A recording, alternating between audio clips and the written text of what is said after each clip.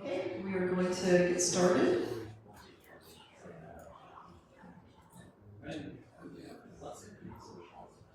Have a couple of people. Hey, James. We're getting started. I never get to yell at the executive director. That was fun. Maybe jump too. All right, well, it's my honor to introduce Kai, a entrepreneur, award-winning filmmaker, which I've seen some of his work and it's absolutely incredible, and a researcher in space sciences.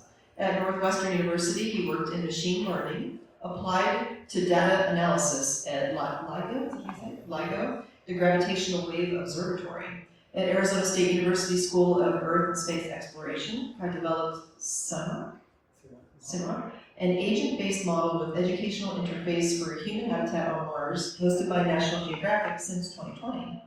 At the University of Arizona Biosphere 2, his team is constructing a space analog for the Moon and Mars. It's SAM, which you'll be able to see this evening if you'd like. A high-fidelity, hermetically sealed analog, complete with a greenhouse living quarters, airlocks, use of pressure suits, and a half-acre Mars yard.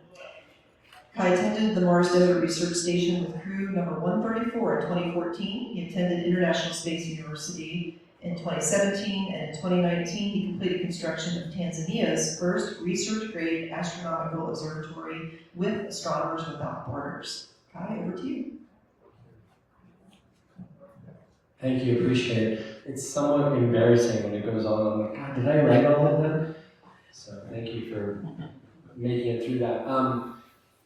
SIMOC is a project that started a long time ago. 2017 is when I got my first funding for it, but in 2013, when I was looking through the master's degree, I actually contacted Robert Zuber, the president or the founder of the Mars Society, and he agreed to be my advisor, and I wanted to build this mathematical model of a Mars habitat. And so I went to South Africa, found a professor there who would work with me. I got about 3 months into it, and Robert didn't respond to a single email. James is shaking his head. I thought, this is not going to work. I need some help here. So topics and ended up working on and I switched topics and ended up working on artificial intelligence applied to radio astronomy, which is part of the intro. So I don't hold it against Robert. He's a very busy guy. And since then, he doesn't have any memory of that whatsoever, which is okay. But we're getting along fine now. So at Arizona State University, 3 years later, I had a chance to try again and got funding from the School of Earth and Space Exploration to develop this mathematical, it's really a Python-based agent model, which I'll describe in brief.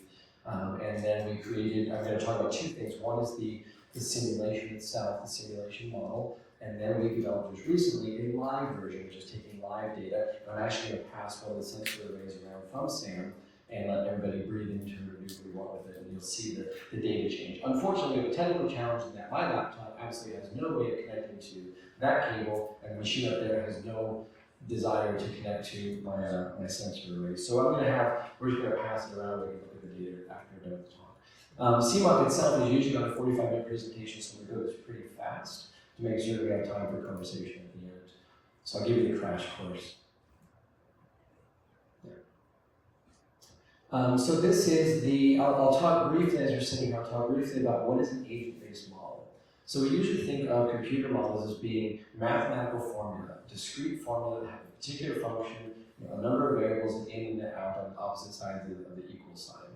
And in this case, an agent-based model is where you define individual agents. So you would be an agent, you're a human agent, you're oxygen in, CO2 out, water in, urine out, food in, feces out, sorry, that's how it works.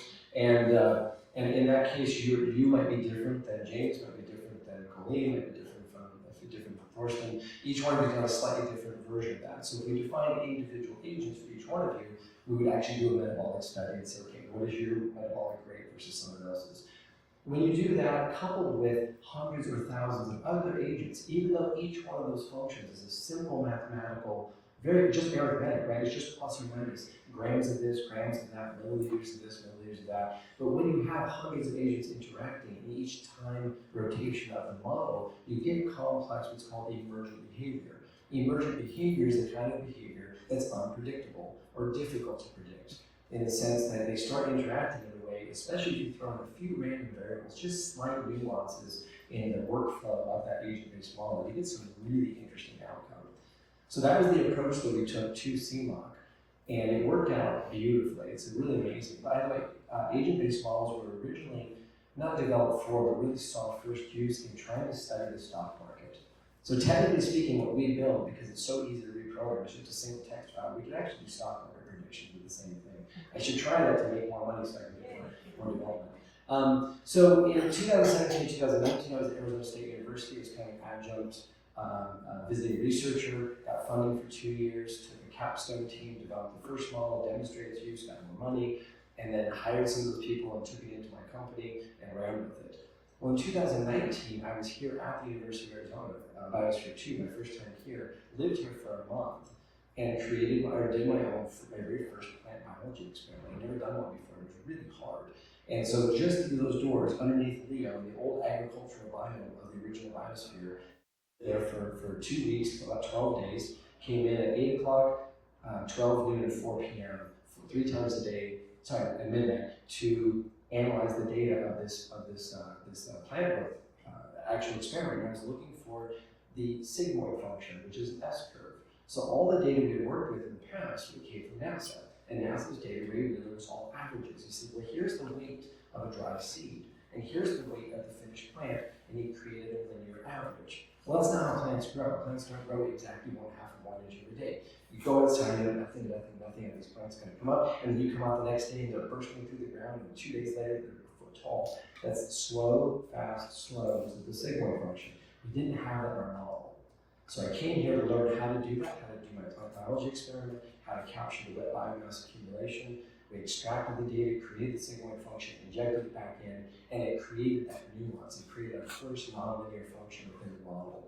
And it was exciting to see that. I fell in love with the place and ended up moving here, 2 years thereafter, and got funding, took 2 years to get the funding to build SAM. So SAM is the result of this, is that we said, hey, if we can do it in computer model, let's do the real thing. So a little bit of history, a little bit of background, and how we got here. So then I happened to be in Washington, D.C. meeting with National Geographic when I was still working as a documentary filmmaker. And at the very, very end of the interview, which was clearly going to go nowhere, they were not going to hire me, they were not going to fund me, I mentioned SIMOC, the person on the other side of the desk, and said, what are you doing at Arizona State? Oh, we're building this mathematical model for Mars habitat. She says, hold on. She runs down the hall, comes back with the executive producer of the Mars docudrama that was shot with Ron Howard. And he says, oh, well, we're launching in 9 months. You think you can have the model ready? We'll co-launch it with you. Oh my God. So we raced, ended up, it didn't work out. We didn't have enough time. They decided they couldn't do a partnership for whatever legal reasons. But I ended up being introduced to the director of education for Nat Geo. And for 4 years, we've had funding from National Geographic. And the project has been on the National Geographic educational portal, along with a few thousand other applications. It's been a really, really fun project. So if you have a chance, if you go to the Nat Geo website or the SIMOC website at the end, if any of you are educators, National Geographic has this kind of hidden gem of 4,000 applications designed for the classroom. High quality, interactive, engaging.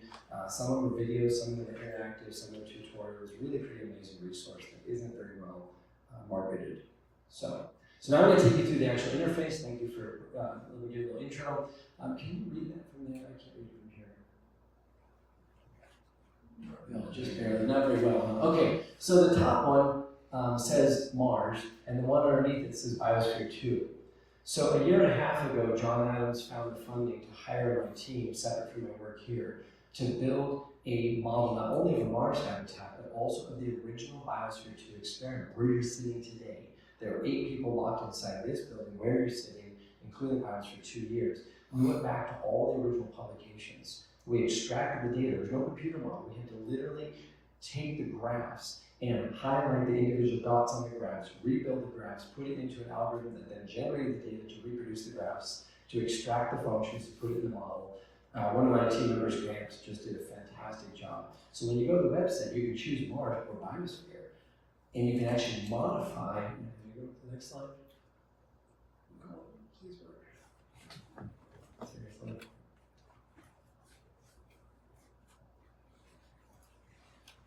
Okay, there we go.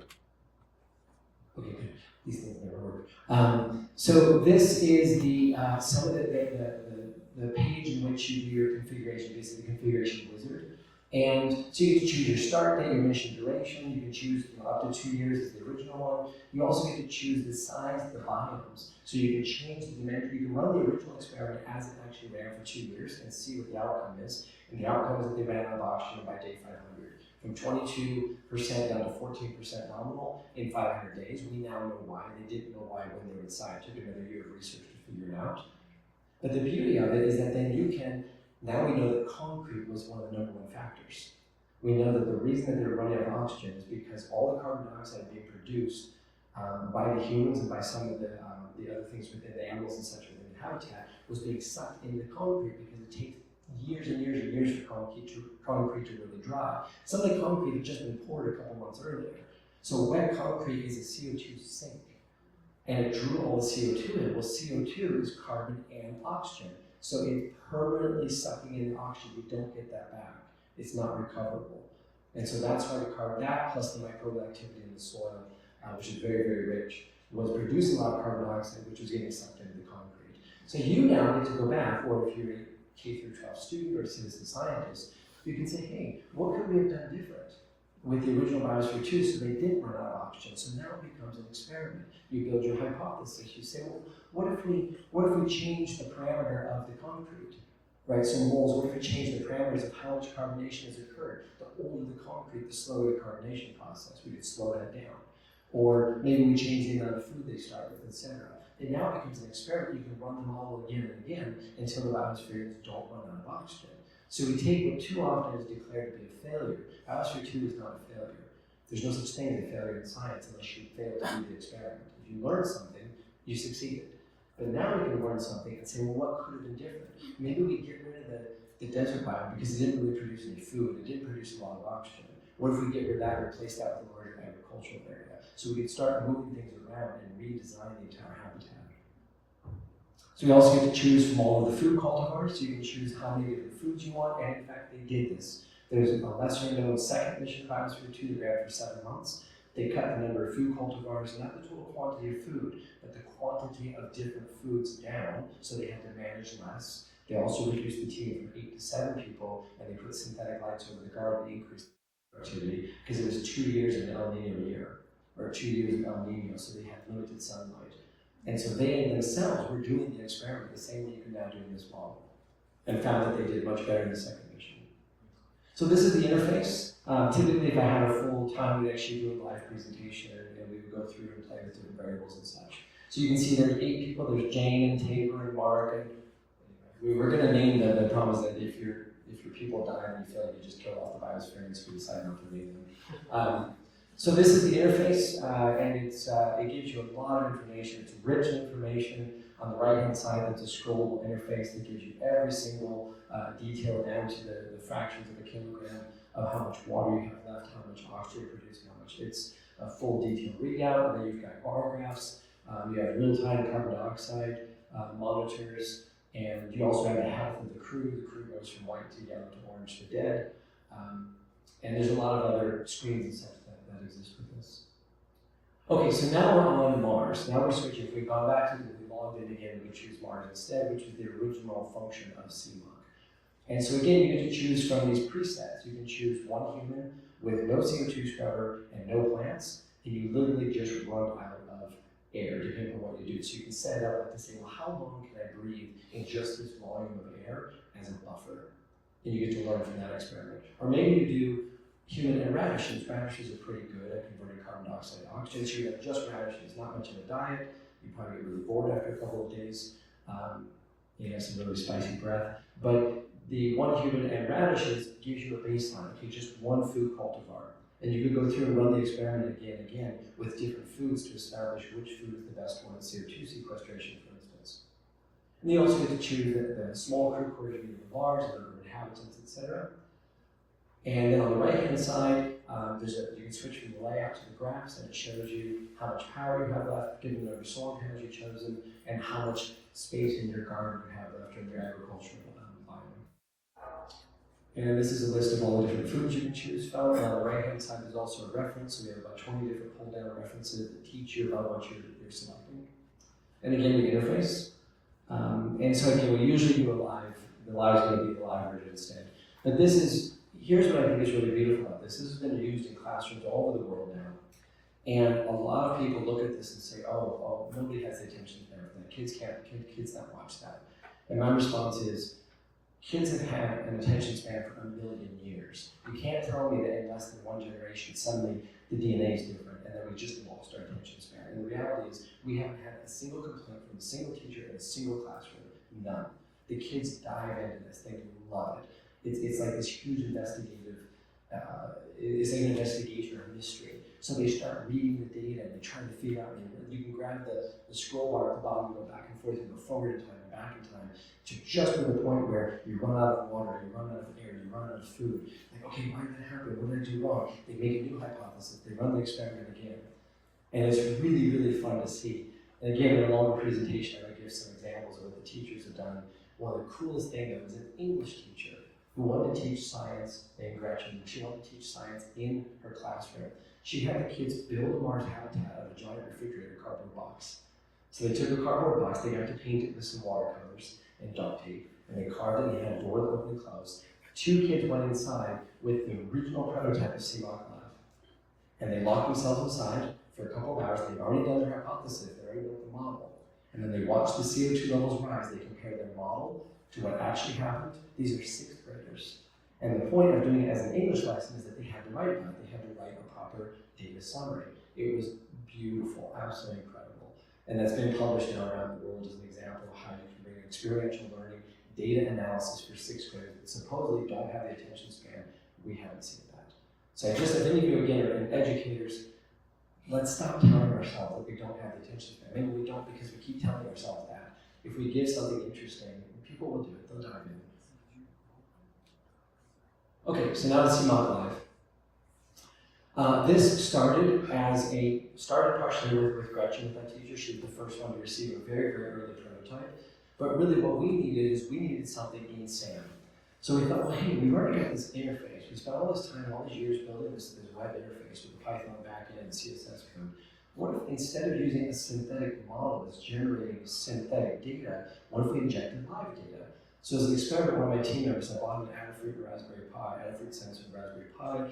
They jumped on it and ran with it, and then we actually ended up getting a whole capstone team, again, for Arizona State University just 2 years ago. And I bought them Raspberry Pis and SIMOC sensors all in the United States, and working remotely, we developed the first version of this. And so the idea being that you have this little miniature computer and these little very inexpensive sensors, and they're taking in live data and then presenting it to the web interface. So this is what we have inside of SAM now, and this is version 2.0. The original version was just one sensor. Actually, this is the picture for the first one. Right there. So this is from our first 2 missions. Those are veneer sensors, but we literally had the CO2, oxygen, pressure, relative humidity, and temperature sensors in just one unit. We didn't have them spread throughout the habitat, and I'll explain the difference in a moment. So this is the data that we captured from the first crew, inclusion 1, and this is just the first, if I remember right, the first 36 hours. So they were concerned about the CO2 levels and expressed that to mission control over email.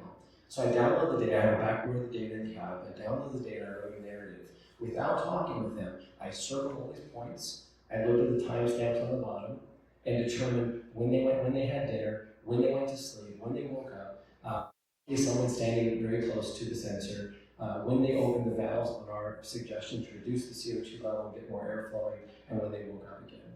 And so, or I'm sorry, crew sleep, and then when they woke up again. And I said to them, I said, how close am I? And they said within 5 minutes. So even though the sensor was midway through the habitats, the habitat goes lung, test module, engineering, bay, crew quarters, it's in over here and out over here. Technically speaking, they spend most of the time downstream from the airflow. It doesn't even make sense, but there's enough back pressure, partial pressure of the CO2 to work upstream and be able to see that in the sensor that's midway, which blew my mind. Obviously, we're not moving a lot of air, it's not a big fan, it's a subtle movement. But it shows that the pressure, the partial pressure differential of high pressure, or the higher concentration of CO2 propagating to, as all things do, to a lower density was enough for this graph. Amazing. So then the next step Oh, that's the next step. Okay, so the next step is, I'm trying to make it short, I forgot how short it was, is that we said, okay, what if instead of having one sensor in the middle of the habitat, we need a sensor in all the port, we need a sensor in the lung, a few in the test module, in the engineering bay, a few in the crew quarters. Well, that's a whole different story. Now those have to talk to each other, we have to aggregate the data. So there's a gentleman named Franco, who's a good friend of mine from LIGO and Virgo from the Gravitational Wave Observatory, who on his free time tinkers with Raspberry Pis and sensors and all kinds of cool stuff. So he developed what's called an ad hoc mesh network. Ad hoc means anybody can join whenever they want, anybody can disconnect whenever they want, and mesh means everything's connected to everything else. So this sensor's talking to that sensor, talking to that sensor, and all the sensors have a complete copy of all the other sensors. Redundancy in the nature of the very network itself. There's one central one that says, I'm the server, I'll send the data upstream to mission control. And that's how we ran our last mission in March, and it worked flawlessly, it was beautiful. I don't have the time to go into all the data, there's a lot of data, but it worked. So I'm gonna pass this around, I'm gonna set the microphone down, pass this around. We're gonna get, unfortunately, there's no way I can display it up there, so I'm just gonna hold the laptop and we'll show you guys what it looks like to prove that it's working, I'm not making this up. So just a moment.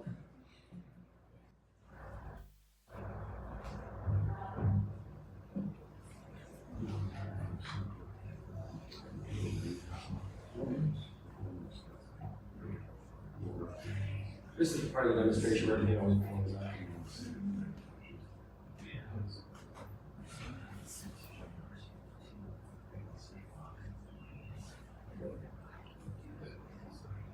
Yeah, it worked. Amazing.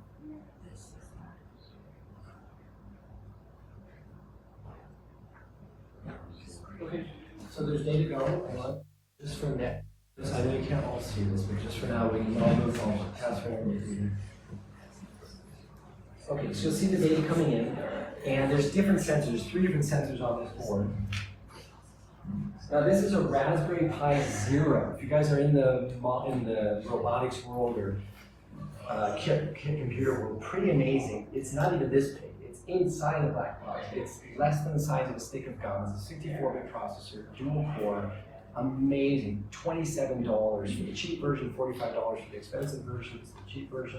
And then these sensors from a company called Adafruit, a women-owned high-technology company based out of New York City. Absolutely incredible technology. If you guys haven't seen the Adafruit website, I don't care if you're a roboticist or not, you'll get converted.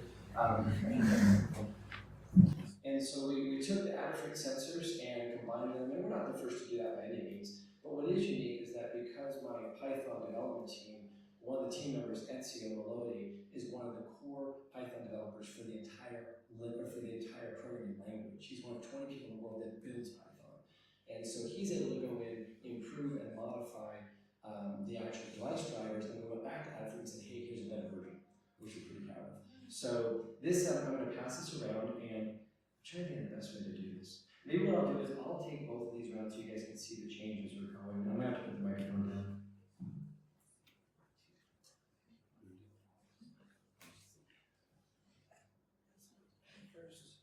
And by the way, this is obviously the final product's not going to be like this. In SAM, it actually works really well. We just hang the thing on these little magnetic hooks because SAM's all steel, so we can hang things on magnets anywhere. And I just this morning, or just this afternoon, taped the battery pack on. Usually we just have it plugged into the wall. So it's kind of awkward, but you'll get the idea. Okay. Let's see how much full audio I have. It's fine. You can see it.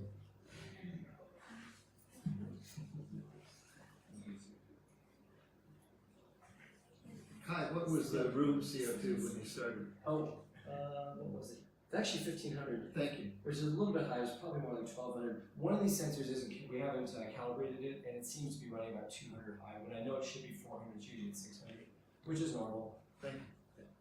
Yeah, good question. And that actually brings up a good point, Cameron. So go back down.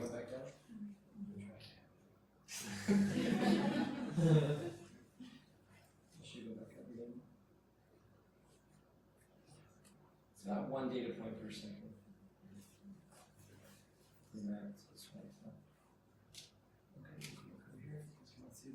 So it's something to consider is that, you know, we hear about we're at 400 parts per million, and when I was born it was 280, right?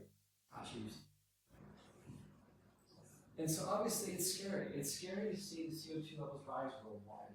We know the effect of climate change. We know that CO2 is an infrared absorber. We know that it's gonna cause a spiral in some degree.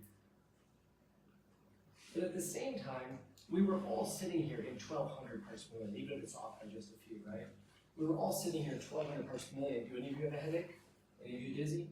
No. If you guys were to monitor your CO2 level at Thanksgiving dinner or whatever your family celebration is, probably 3,000, 4,000, 5,000 in your living room, have all your relatives over, you're drinking beer, you're eating sweets. Now, I'm not recommending that we take the whole planet to 5,000 parts per million, that would be a disaster. But the point is, a few hundred parts per million is not that big of a deal in terms of our abilities. And actually, plants like it. Nominal plant growth happens at 700 parts per million, which is based on the evolution of where plants were many years ago.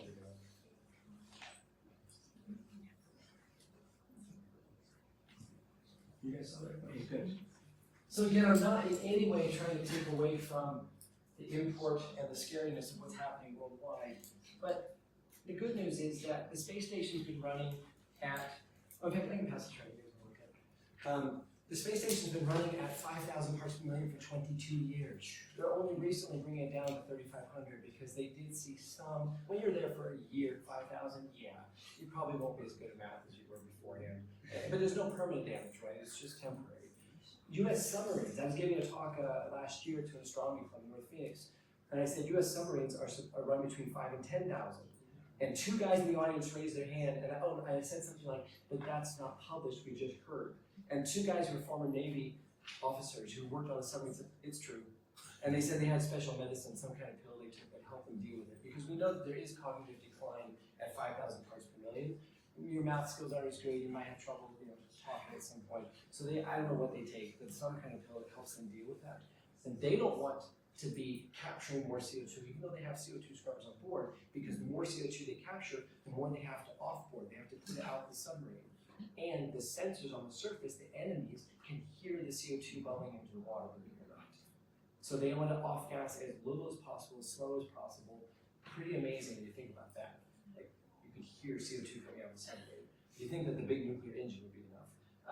So again, as we move to human space travel, we're taking our spaceship with us. As Cameron has said, our space suit is a personal spacecraft, right? And so we're dealing with CO2 and that. And Cameron and I had a long conversation 2 nights ago about rebreathing systems and liquid oxygen versus compressed oxygen and how long did you last on a little canister of liquid oxygen, et cetera. But ultimately, it's the CO2 that gets you first, right? So if we lock these doors and we seal this room, it's not the deprivation of oxygen that's going to get us, it's the CO2 rise. Because even at just 1%, which is 10,000 parts per million, we start to see cognitive decline. So technically in SAM, we're working at about 1/10 to 1/3% is what we're trying to manage between 1 and 3,000. We keep it at about 2,500, and everybody's fine. So it just puts a slight perspective on things. Again, not saying that climate change or CO2 level rise is good. 280 parts per million sounds better, but the plants are going to be happier. They're going to produce more oxygen, and we're going to be okay at 400 or 500 parts per million. It's the heat that's the problem. It's the amount of infrared heat energy that's captured by CO2, methane, and water vapor. That's the problem. So if that helps at all, I tell myself these things because otherwise I get depressed and I want to crawl in the oxygen hole somewhere. So anyway, that's what I have. I can go on and make all kinds of stuff up for another half an hour, but if that's, yeah, so there we go. And I encourage all of you, SIMOC is open source as of July of last year. After 7 years of development, we open sourced the whole thing. You can download SIMOC, you can download SIMOC Live. There's a grades 5 through 8 curriculum, another one 9 through 14 that was recently revised. It's awesome in the classroom, it's awesome for kids of all ages. And it's just a lot of fun. If you're a Python programmer, you can actually modify it. If you're not, you can still reprogram by simply editing a text file and change the parameters of agents, add new agents. And we're currently building a web interface for that, so anybody can build their own agents.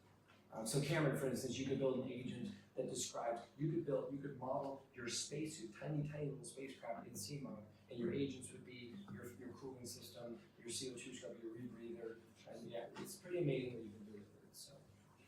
So thank you.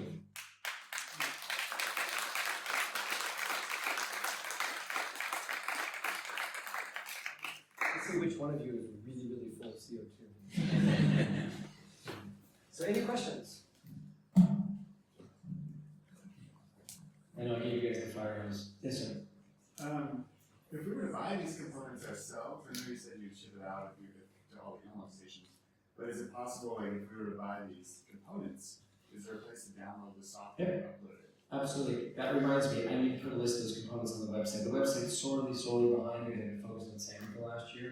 This summer I'm going to upgrade the website, and yes, you can download SAM now from GitHub. SIMOC from GitHub, SIMOC and SIMOC Live. That's a good point. We need to put a list of all the sensors that we use and which ones have fully functional device drivers. Man, you can build it yourself. Everything you see that's being passed around, less than $100. So it's like $45 for the high-end Raspberry Pi Zero, $25 for the average. And then the sensors anywhere from $15 to $20 each. There's 1, 2, or 3 of them. So. Can you share the company again? That Adafruit, it's adafruit.com. Sorry, I should have put it up there. So adafruit.com. And from cmoc.space, there's a download button that takes you to the GitHub site. And from GitHub, you can download the code. And I love how more people are adopting it. I put my whole life in the sand for the last couple of years, so I'm getting back to marketing this. We'd love to hear from you guys. Guys, first of all, the graphic user interface of CMOC is absolutely it's a pleasure to look at. So that's something I can tell you spent a lot making sure that it looks absolutely amazing. I just have a couple of questions. You're measuring CO2, you're measuring humidity. You're measuring CO2, you're measuring humidity. What other parameters are you? And so, are the individual sensors measuring those two different things, or are they sensors over that? Okay, good question. So it turns out that self-calibrating carbon dioxide monitors always include temperature, relative humidity. And the reason is that carbon dioxide and water have a relationship where I won't say this at the chemical level, but as the humidity rises, it changes the apparent amount of CO2. So you have to be aware of both relative humidity and temperature in order to self-calibrate your CO2 sensor. So all CO2 sensors that are self-calibrated have relative humidity and temperature built in. If you buy a super high-end $2,000 CO2 sensor, you have to calibrate it manually, and it doesn't record those other two at the same time.